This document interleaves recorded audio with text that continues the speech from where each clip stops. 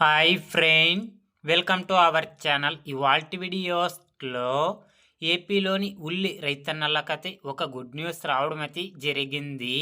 ఆ అప్డేట్ ఏంటో మనం ఇప్పుడు ఈ వీడియోలను తెలుసుకుందాము. మీరు ఈ వీడియోని ఎక్కడ స్కిప్ చేయకున్నట్ల చివరి వరకు చూడండి.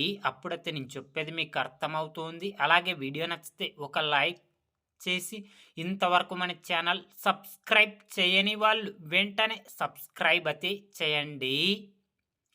ఏటా ప్రకృతి వైపరీత్యాలు ధర తగ్గిపోయి నష్టాల పాలవుతున్నారు.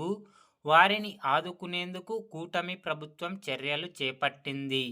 రాష్ట్ర వ్యవసాయ శాఖ మంత్రి కింజరాపు అచ్చెన్నాయుడు శనివారం కోడుమూరుకు రానున్నారు.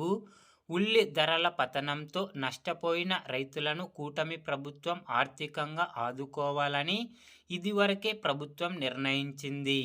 కర్నూలు జిల్లా వ్యాప్తంగా 31,352 మంది రైతులు నష్టపోగా కర్నూలు జిల్లాకే సుమారుగా 100 కోట్లు ప్రభుత్వం ఆర్థిక సాయం అందిస్తుంది. ప్రభుత్వం విడుదల చేసిన నిధులను రైతుల అకౌంట్లలో జమ చేసే కార్యక్రమాన్ని మంత్రి అచ్చెన్నాయుడు చేపట్టనున్నారు. ఈ కార్యక్రమంలో కలెక్టర్ ఏ సిరి, అధికారులు, కోడుమూరు ఎమ్మెల్యే బొగ్గుల దస్తగిరి, మరికొంతమంది ఎమ్మెల్యేలు, KDCCB chairman D Vishnuvardhan Reddy పాల్గొననున్నారు. ఉదయం 11 గంటలకు మంత్రి కోడుమూరులోని జీవీఆర్ జెడ్పీ హైస్కూల్ మైదానంకు చేరుకుంటారు. ఉదయం 11 గంటల నుంచి 11:40 వరకు డిపార్ట్మెంట్ ఏర్పాటు చేసిన స్టాల్స్ను తిలకిస్తారు. 12 గంటలకు జ్యోతి ప్రజ్వాలన చేస్తారు.